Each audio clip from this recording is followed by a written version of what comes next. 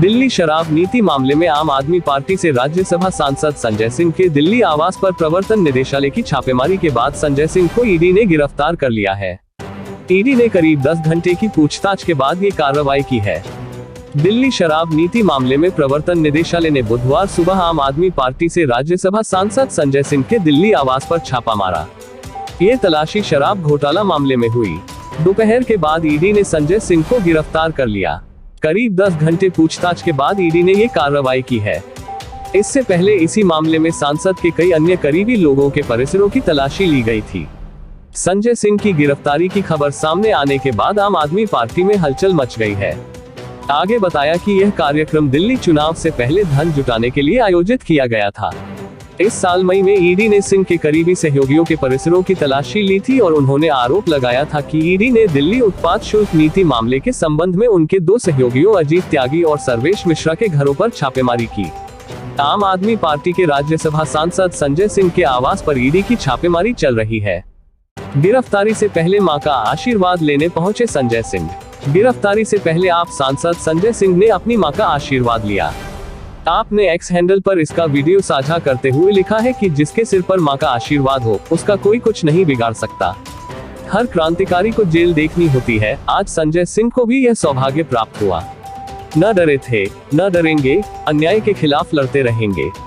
ED के आरोप पत्र के अनुसार दिल्ली के व्यवसायी दिनेश अरोड़ा, जिन्हें दिल्ली शराब नीति घोटाला मामले में आरोपी के रूप में नामित किया गया था, पहले संजय सिंह की उपस्थिति में दिल्ली के मुख्यमंत्री अरविंद केजरीवाल से उनके आवास पर मुलाकात की थी। एक बयान में अरोड़ा ने ईडी को बताया कि उनकी मुलाकात एक कार्यक्रम के दौरान संजय सिंह से हुई थी, जिसके बाद वह दिल्ली के पूर्व उप मुख्यमंत्री मनीष सिसोदिया के भी संपर्क में आए थे। संजय सिंह पर हुई कार्रवाई का दिन भर हुआ विरोध। संजय सिंह के आवास समेत अन्य जगहों पर जांच एजेंसी की छापेमारी के बाद उनकी गिरफ्तारी को लेकर आप नेता से लेकर कार्यकर्ता विरोध करते रहे। इसका असर उत्तर प्रदेश के लखनऊ में भी देखने को मिला। आप कार्यकर्ताओं ने लखनऊ में प्रदर्शन किया है। आप कार्यकर्ताओं ने लखनऊ के हजरतगंज में प्रदर्शन किया। इस दौरान उन्हें पुलिस ने हिरासत में ले लिया। कार्यकर्ताओं की पुलिस कर्मियों के साथ झड़प भी हुई। सीएम केजरीवाल ने भाजपा पर कसा तंज। शराब नीति मामले में ईडी की कार्रवाई पर दिल्ली के सीएम अरविंद केजरीवाल ने कहा कि उनके घर पर कुछ भी नहीं मिलेगा।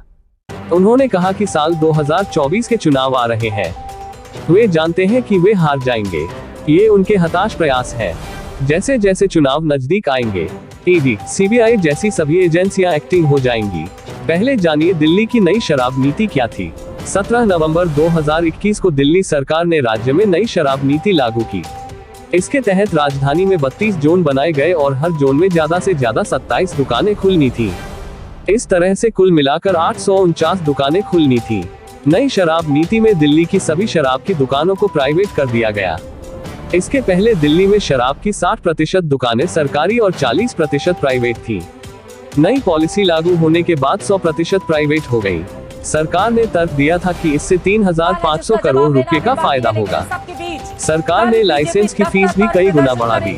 जिस एक लाइसेंस के लिए पहले ठेकेदारों को 25 लाख देना पड़ता था, नई शराब नीति लागू होने के बाद उसके लिए ठेकेदारों को 5 करोड़ रुपए चुकाने पड़े। इसी तरह अन्य कैटेगरी में भी लाइसेंस की फीस में काफी बढ़ोतरी हुई। लाइसेंस फीस में भारी इजाफा करके बड़े कारोबारियों को लाभ पहुँचाने का आरोप। शराब बिक्री के लिए ठेकेदारों को लाइसेंस लेना पड़ता है। इसके लिए सरकार ने लाइसेंस शुल्क तय किया है। सरकार ने कई तरह की कैटेगरी बनाई है। इसके तहत शराब, बियर, विदेशी शराब आदि को बेचने के लिए लाइसेंस दिया जाता है।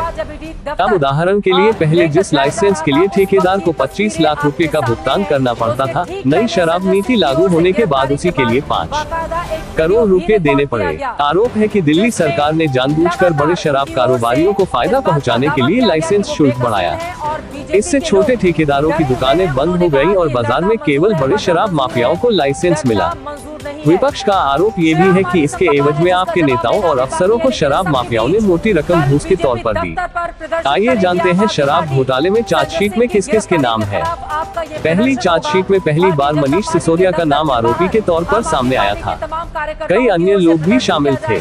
इसके बाद दिल्ली शराब घोटाले से जुड़े धनशोधन के एक मामले में प्रवर्तन निदेशालय ईडी ने विशेष अदालत में दूसरा पूरक आरोप पत्र दाखिल किया है। इसमें 3 व्यक्तियों राघव मगुंटा, राजेश जोशी और गौतम मल्होत्रा के अलावा उनसे जुड़ी 5 कंपनियों को आरोपी बनाया गया है। ईडी ने अभी तक इस मामले में दिल्ली के पूर्व उप मुख्यमंत्री मनीष सिसोदिया एवं व्यवसाय अमनदीप सिंह ढाल के खिलाफ आरोप पत्र दाखिल नहीं किया था। दूसरी चार्जशीट में ईडी ने 12 आरोपी बनाए थे।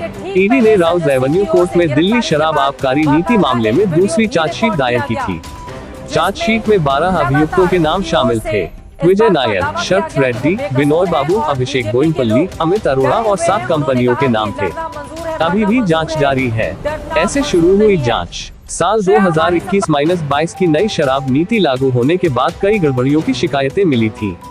एमएचए के डायरेक्टर ने सीबीआई से शराब घोटाले की जांच कराने का आदेश दिया था, जिसके बाद एलजी विनय कुमार सक्सेना को एक लेटर भेजा गया जिसमें गड़बड़ियों का जिक्र था।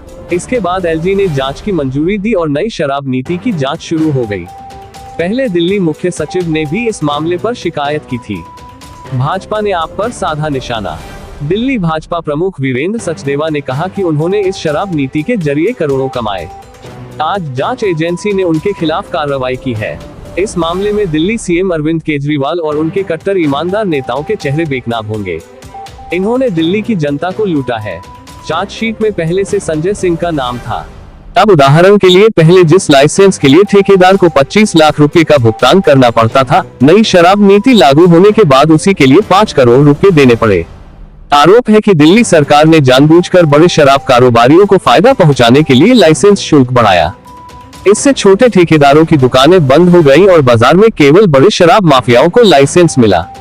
विपक्ष का आरोप ये भी है कि इसके एवज में आपके नेताओं और अफसरों को शराब माफियाओं ने मोटी रकम घूस के तौर पर दी। आइए जानते हैं शराब घोटाले में चार्जशीट में किस किस के नाम है। पहली चार्जशीट में पहली बार मनीष सिसोदिया का नाम आरोपी के तौर पर सामने आया था। कई अन्य लोग भी शामिल थे। इसके बाद दिल्ली शराब घोटाले से जुड़े धनशोधन के एक मामले में प्रवर्तन निदेशालय ईडी ने विशेष अदालत में दूसरा पूरक आरोप पत्र दाखिल किया है। इसमें 3 व्यक्तियों राघव मगुंटा, राजेश जोशी और गौतम मल्होत्रा के अलावा उनसे जुड़ी 5 कंपनियों को आरोपी बनाया गया है। ईडी ने अभी तक इस मामले में दिल्ली के पूर्व उप मुख्यमंत्री मनीष सिसोदिया एवं व्यवसाय अमनदीप सिंह ढाल के खिलाफ आरोप पत्र दाखिल नहीं किया था। दूसरी चार्जशीट में ईडी ने 12 आरोपी बनाए थे। ईडी ने राउज एवेन्यू कोर्ट में दिल्ली शराब आबकारी नीति मामले में दूसरी चार्जशीट दायर की थी। चार्जशीट में 12 अभियुक्तों के नाम शामिल थे। विजय नायर, शरत रेड्डी, विनोय बाबू, अभिषेक बोइनपल्ली, अमित अरोड़ा और 7 कंपनियों के नाम थे। अभी भी जांच जारी है। ऐसे शुरू हुई जांच। साल 2021-22 की नई शराब नीति लागू होने के बाद कई गड़बड़ियों की शिकायतें मिली थी।